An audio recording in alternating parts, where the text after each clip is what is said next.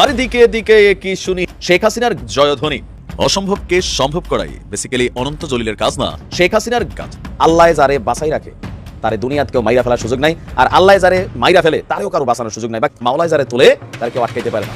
দর্শক, Awami League is back. This is Sheikh Hasina speaking. Bangladesh stands today at the edge of an abyss, a nation battered and bleeding. Awami League আবার খুব শীঘ্রই ফিরবে। আওয়ামী লীগ এর কারা ফিরবে, কি প্যাটার্নে ফিরবে, এই নিয়ে একটা মেটিকুলাস ডিজাইনের কাজ অলরেডি ডান। কারণ নির্বাচন তো 12 তারিখ, নির্বাচন হয় কিনা সন্দেহ আছে, তবে তারা ফিরে আসছে, এটি নিশ্চিতভাবে আমি যতটুকু বুঝতে পারছি। বাংলাদেশের জনগণের উদ্দেশ্যে তিনি 5 দফা বাস্তবায়নের ডাক দিয়েছেন। তিনি 5 দফা অ্যাকশন পয়েন্ট ঘোষণা করেছেন। 5 দফার প্রথম দফা হিসেবে ইউনূস সরকারের অপসারণ ঘটিয়ে গণতন্ত্র পুনরুদ্ধার এবং অপসারণের পরে আওয়ামী লীগ সহ একটা নির্বাচন অনুষ্ঠানের পথে হাঁটতে হবে। বাংলাদেশের নির্বাচনের ঠিক 20 দিন আগে একদিকে আসসালামু আলাইকুম, আমন্ত্রণ নতুন একটি সংবাদে। আবার একটি গুরুত্বপূর্ণ নিউজ আপডেট নিয়ে হাজির হয়েছি। প্রিয় দর্শক, আমাদের ভিডিওর প্রথম অংশ দেখে বুঝতে পেরেছেন ঠিক আজকের ভিডিওটি কোন বিষয়টি ইঙ্গিত করছে। তো দর্শক, এই বিষয়ে নামের বেশি কথা বলছি না, চলুন দেখে আসি আজকে সে কাঙ্ক্ষিত ভিডিও। তবে তার আগে বলবো, আপনি যদি আমার চ্যানেল নতুন হয়ে থাকেন অবশ্যই চ্যানেলটি সাবস্ক্রাইব করে আমাদের পাশে থাকুন পরবর্তী আপডেট পাওয়ার জন্য।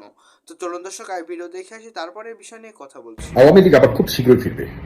কেন আমি কথাটি বললাম আপনারা শেষ পর্যন্ত দেখবেন, এবং এর খুব বাস্তবসম্মত কারণ আছে। সম্প্রতি একটা উদাহরণ অলরেডি আমাদের সামনে চলে এসেছে, একটা সম্ভাবনার বিষয় সামনে চলে এসেছে, এটি নিয়ে আমি একটু বিস্তারিত বলতে চাই। এটা হলো, সবাই শেষ পর্যন্ত শুনবেন, এর আগেই কমেন্ট করবেন না। আওয়ামী লীগ এর কারা ফিরবে, কি প্যাটার্নে ফিরবে, এই নিয়ে একটা মেটিকুলাস ডিজাইনের কাজ অলরেডি ডান। এর মধ্যে বর্তমান সরকারের সহযোগিতায় বিএনপি করবে নাকি জামায়াতে ইসলাম করবে নাকি অন্য কোনো দল করবে ভবিষ্যতে, কারণ নির্বাচন তো 12 তারিখ, নির্বাচন হয় কিনা সন্দেহ আছে, কিন্তু ধরে নেই নির্বাচন হবে।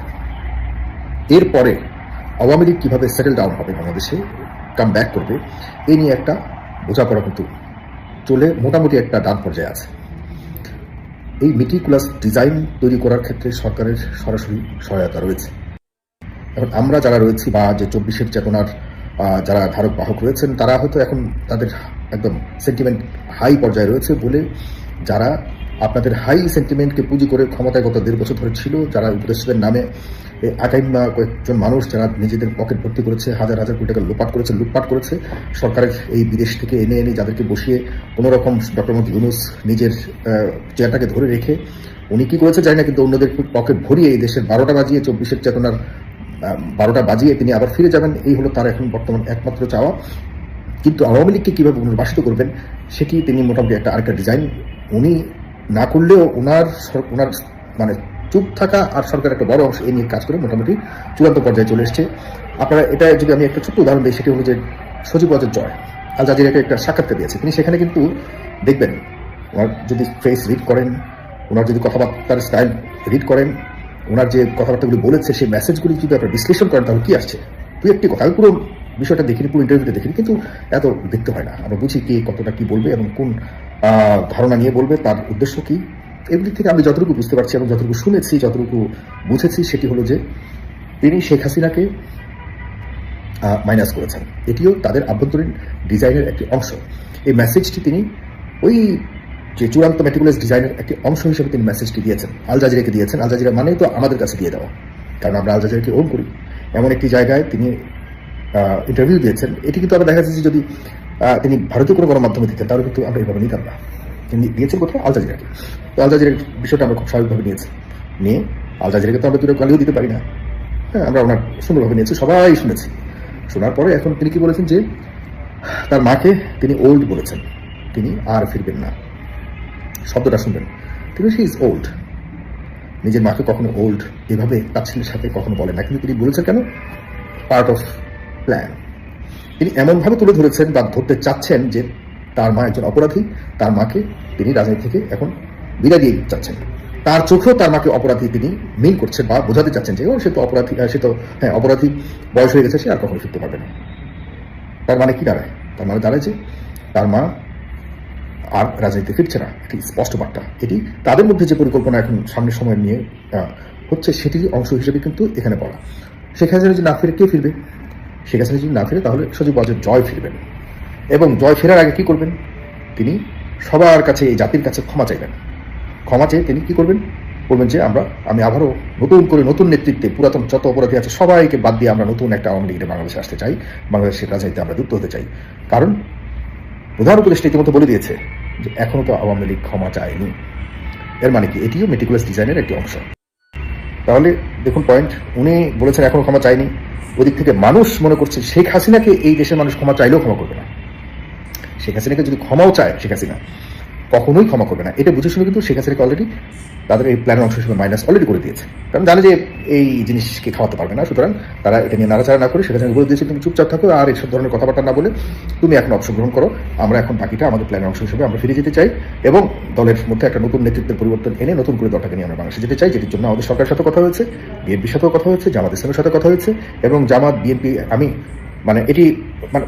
এটার জন্য বড় বিশ্লেষক হওয়ার প্রয়োজন নেই। হ্যাঁ, হয়েছে। এখন শুধুমাত্র সময়ের অপেক্ষায় যে নির্বাচনটা হলে পরে একটা স্বাভাবিক রাজনৈতিক পরিবেশ আসবে, তখনই দেখা যাচ্ছে যে এরকম একটা ডিক্লারেশন দিবেন, লিখে রাখেন জনাব জয় ক্ষমা চাইবেন আমাদের এই বাংলাদেশের কাছে, জাতির কাছে, যে আমরা যাই করেছি ভুল যদি হয়ে থাকে আমাদেরকে ক্ষমা করে দিবেন, আমার মাকে আমরা আর রাজনীতি আছি না, আমরা নতুন নেতৃত্ব নিয়ে এই দেশে আপনাদের সামনে। খুবই ভালো। জয় সাহেব তার নিজে খুন করেননি, আমিও মনে করি যারা নির্দোষ আওয়ামী লীগ, যারা নির্দোষ আওয়ামী লীগ কোটি কোটি কোটি কোটি সমর্থক রয়েছে, তারা বাংলাদেশের রাজনীতিতে ফিরে আসা উচিত। কারণ হলো আদারওয়াইজ আবারও একচেটিয়া এক নায়কতন্ত্র এবং one power party, one party power, এই টাইপের একটা এক্সারসাইজ হয়তো আসতে পারে আমাদের সামনে। সেটি থেকে দূরে থাকতে হলে আমাদেরকে অবশ্যই, এখন আওয়ামী লীগকে কখন মানুষ ক্ষমা করবেন এটি জানি না, কিন্তু তারা এই ধরনের পরিকল্পনা করে যাচ্ছে। ক্ষমা করা উচিত কিনা এ নিয়ে আমার ব্যক্তিগতভাবে আমি বলবো, ক্ষমা করা উচিত না উচিত এসব নিয়ে আমাদেরকে বিশ্লেষণ করতে হবে। এত সহজেই যে কোনো নেতৃত্বের আদলে আসলেই আমরা ক্ষমা করে দিব, জনগণ ক্ষমার মাথায় রাখতে হবে। 1,500 মানুষকে মারা হয়েছে। জনাব জয় তিনি বলেছেন যে তার মা যদি মারত তাহলে তিনি ক্ষমতায় থাকতেন, তাহলে কারা মেরেছে?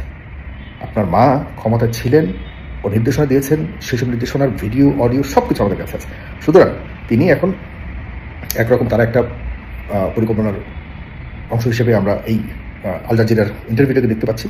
সামনের সময় তারা আসার জন্য সম্পূর্ণ প্রস্তুতি নিচ্ছে এবং এই আশাটাকে আমরা কিভাবে নিচ্ছি, জনগণ কিভাবে নিবে, এটির জন্য এখন প্রস্তুত থাকে। তো দর্শক, এই ছিল এখনকার মতো নিউজ আপডেট। পরবর্তী নিউজ আপডেট পেতে অবশ্যই চোখ রাখতে হবে আমাদের ইউটিউব চ্যানেলে। তাই বলবো যারা নতুন অবশ্যই চ্যানেলটি সাবস্ক্রাইব করে রাখুন পরবর্তী আপডেট পাওয়ার জন্য। যারা আমাদের ভিডিও সম্পূর্ণ দেখেছেন তারা অবশ্যই বুঝতে পেরেছেন ঠিক আজকের ভিডিও কোন বিষয়টি অর্থাৎ কোন দিক ইঙ্গিত করছিল। আমাদের ভিডিও সম্পর্কে আপনার মূল্যবান মতামত অবশ্যই কমেন্টস করে জানিয়ে দিন। পরবর্তী আপডেট পেতে হলে অবশ্যই যারা নতুন অবশ্যই সাবস্ক্রাইব করে রাখুন পরবর্তী ভিডিও আপডেট পাওয়ার জন্য। দেখা হচ্ছে নতুন কোনো ভিডিওতে। সে পর্যন্ত সবাই ভালো থাকবেন, সুস্থ থাকবেন। আল্লাহ হাফেজ।